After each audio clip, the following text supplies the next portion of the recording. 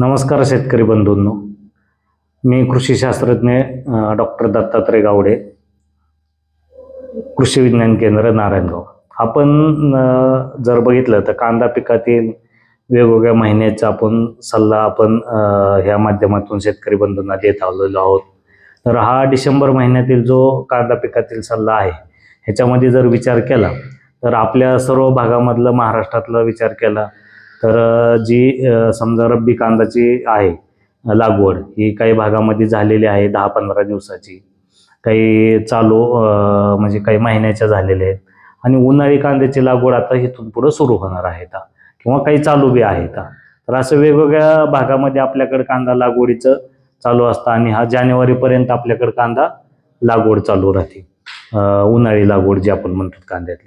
तर ह्याच्यामध्ये जर बघितलं तर ज्यांची समजा कांदा लागवड आहे आणि ह्या महिन्यातला जर सल्ला जर बघितला तर ज्यांची लागवड आहे त्यांनी प्रथमतः जे रोप आपले तयार झालेले आहेत चांगले हेल्दी रोप, तर ह्याला प्रथमतः आपल्याला रोप प्रक्रिया करूनच लावणं गरजेचं आहे.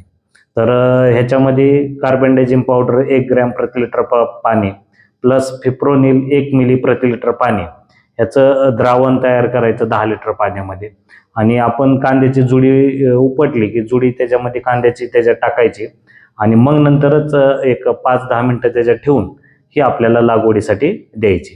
ह्याच्यामुळं कांद्यामध्ये येणारा जो पीळ पडणे रोग आहे हा आपल्याला तिथली तिथं आटोक्यात आणता येतो किंवा बाकीचे काही किडी आहेत ह्याच्यामध्ये जे फुलकिडे वगैरे हे सुद्धा आपल्याला ह्याच्यामध्ये त्याचं व्यवस्थापन करता येतं.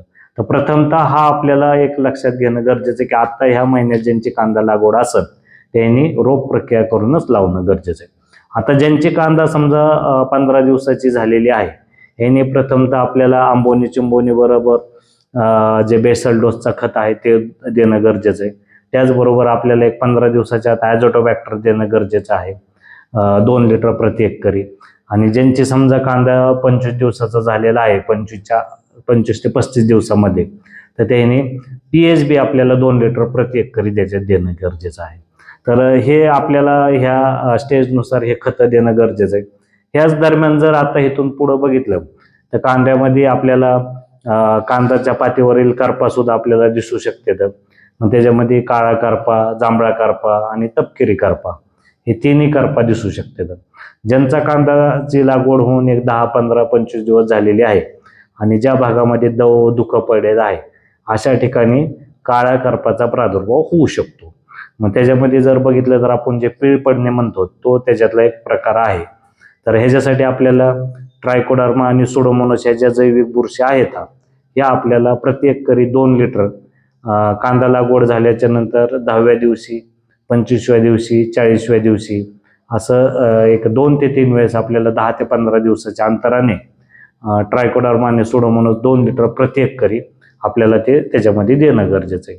ह्याच्यामुळं कांद्याला पीळ पडण्याचा प्रादुर्भाव जो आहे हा आपल्याला आटोक्यात आणता येऊ शकतो. ह्याच्यानंतर ज्यांचा कांदा 25 ते 25 दिवसाच्या पुढे गेलेला आहे लागवड होऊन तर अशामध्ये तपकिरी करपा आणि जांभळ्या करपाचा प्रादुर्भाव होऊ शकतो. तर त्याच्यासाठी आपल्याला जर बघितलं तर वेळेस ते निरीक्षण करणं गरजेचं आहे.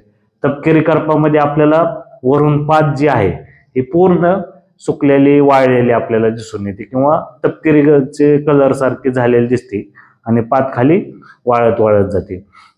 जर जांभळा करपा असला तर त्याच्यामध्ये आपल्याला म्हणजे जांभळट रंगाचे चट्टे आपल्याला पातीवर असे अंडाकृती सारखे आपल्याला त्याच्यावर पडलेले दिसते. आणि मग ते जर बघितलं तर त्याच्यामध्ये आपल्याला असे सुरुवातीला 2-4 चट्टे दिसून नंतर कालांतराने मोठे चट्टे आपल्याला त्याच्यामध्ये झालेले दिसू शकते. तर असे हे आपल्या त्या कांद्याच्या पातीमध्ये जांभळाच्या करपाचा प्रादुर्भाव होऊ शकतो. म्हणजे तपकिरी आणि जांभळा हे 2 आपल्याला करपा ज्यांची 25 दिवसाच्या पुढची कांदा लागवड आहे त्याच्यात होऊ शकते. तर ह्याच्यासाठी आपल्याला काही जे बुरशीनाशक आहेत हे आपल्याला वापरणं गरजेचं आहे. त्याच्यामध्ये डायफेनकोनाझोल जे आहे 25% ECचं, त्याचबरोबर किटाजिन आहे 48% ECचं, मेटेराम आहे 70% WGचं, त्याचबरोबर टोबिकोनाझोल आहे 25.8% ECचं, त्याचबरोबर आझास्ट्रॉबिन आहे प्लस डायफेनकोनाझोल आहे प्लस आझास्ट्रॉबिन प्लस मँकोजेप आहे, आझास्ट्रॉबिन प्लस टेबुकोनाझोल आहे, त्याचबरोबर जर बघितलं तर मेथिराम प्लस पायरोस्ट्रॉबिन आहे, त्याचबरोबर टोबिकोनॅझोल प्लस ट्रायफ्लॉक्सोस्ट्रॉबिन आहे. तर हे काही जे बुरशीनाशक आहेत, आता हे बुरशीनाशक ह्या टेबलमध्ये आपल्याला दिसन सुद्धा मी त्याचे फवारणीचे किती लिटर पाण्याचा पाहिजे, कुठल्या रोगावर चालणार आहे, त्याचबरोबर विशेष म्हणजे कांद्या पिकामध्ये फवारल्याच्या नंतर किती कालावधीसाठी आपल्याला ह्याचा अंश आपल्या कांदा पिकात राहतो हे सुद्धा मी ह्याच्यात मेन्शन करून दिलेलं आहे. तर शेतकरी बंधूंनी ह्या टेबलच्या माध्यमातून आपल्या कांदा पिकावर येणारे जे करपा रोग आहेत हे आपल्याला त्याच्यामध्ये वापरणं गरजेचं आहे, किंवा करपा रोगाच्या व्यवस्थापनासाठी आपल्याला ह्या बुरशीनाशकाचा वापर जर केला तर आपल्याला व्यवस्थितरित्या त्याचं व्यवस्थापन होतं. आणि जसं मी तुम्हाला काळा करपा सांगितला ते सुद्धा आपल्याला त्यासाठी कार्बेंडाझिम पावडर किंवा मँकोजेब प्लस कार्बेंडाझिम हे जे पावडर आहेत बुरशीनाशक हे जे आपल्याला फवारणी किंवा फवारणीतून जर दिलं तर आपल्याला ह्याचं व्यवस्थापन व्यवस्थितरित्या होतं. तर ज्यांचा कांदा समजा 45 दिवसाच्या पुढे गेलेला आहे अशा शेतकरी बंधूंनी आपल्याला एक महत्वाचं म्हणजे त्याला KMB एक देणं गरजेचं आहे. मग आता इथून पुढे आपल्याला समजा 45-50 दिवसाच्या पुढचा कांदा जो आहे ह्याच्यामध्ये आपल्याला काय कांदा फुगवण्याचं आपल्याला त्याच्यामध्ये खत असो किंवा बाकीचं देणं गरजेचं आहे. तर अशा पद्धतीने आपण म्हणजे KMB 2 लिटर प्रति एकरी आपण जर दिलं तर कांद्याला व्यवस्थितरित्या आपल्याला म्हणजे फुगवण्यासाठी त्याचा उपयोग होऊ शकतो. आणि वाढीसाठी जर बघितलं तर PSB जे आहे हे आपल्याला 2 लिटर प्रति एकरी म्हणजे पात हिरवीगार चांगली तजेलदार आपल्याला त्याच्यामध्ये राहते. तर समजा ज्यांचा कांदा 25 दिवसाच्या पुढं गेलाय म्हणजे 25-20 दिवसाच्या पुढं, तर त्या कांद्यावर आपल्याला कांदा पिकामध्ये जी घातक असलेली कीड आहे फुलकिडे हे सुद्धा प्रादुर्भाव होऊ शकते. ह्याच्यासाठी आपल्याला प्रथमतः कांदा लागवड झाल्याच्या नंतर 15-20व्या दिवशी आपल्याला निळ्या कलरचे चिकट सापळे प्रति एकरी कमीत कमी 40 मॅक्झिमम 200 पर्यंत आपल्याला त्याच्यात लावणं गरजेचं आहे. त्याचबरोबर आपलं निंबोळी आर्क, नीम ऑइल, त्याचबरोबर आजारडिच्ची हे जे काही म्हणजे जैविक कीटकनाशक आहेत ह्याचा वापर आपल्याला त्याच्यामध्ये करणं गरजेचं आहे. निंबोळी आर्क 5 मिलीने वापरू शकतात, मॅट्रायझेम आहे, त्याच्यानंतर व्हर्टिसिलियम आहे, हे 5 मिली प्रति लिटरने आपल्याला फवारणीमध्ये वापरायचं.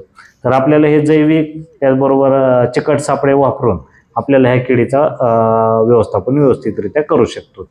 त्यानंतर आपल्याला जर रासायनिक करायचं असलं तर त्याच्यामध्ये मग डेल्टामिट्रिन आहे, फिप्रोनिल आहे, लॅम्बडासायलोथिन आहे, त्याचबरोबर फिप्रोनिल प्लस लॅम्बडासायलोथिन आहे. असे जे काही कीटकनाशक आहेत आपल्याला हे कीटकनाशक वापरून सुद्धा ह्या मावा किडीचा किंवा हे फुलकिडे जे आहेत थ्रिप्स हे आपल्याला त्याच्या आटोक्यात आणतात.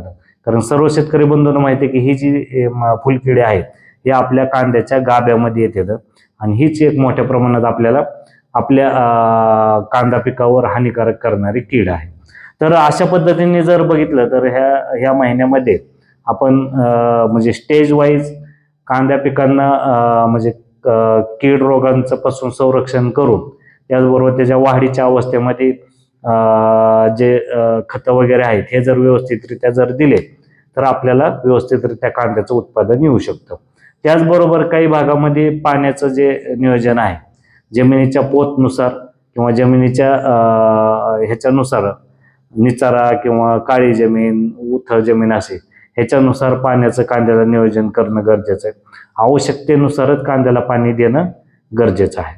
तर ह्या पद्धतीने आपण त्याचं व्यवस्थापन ह्या महिन्यातलं कांद्याचं करणं गरजेचं आहे. तर शेतकरी बंधूंना माझी विनंती आहे की आपली ही सिरीज कंटिन्यू चालू राहील.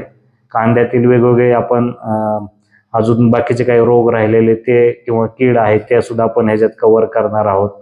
त्याचबरोबर पोस्ट हार्वेस्ट म्हणजे साठवणुकीमधले जे काही रोग असतात ह्याच्यावर सुद्धा आपण करणार आहोत.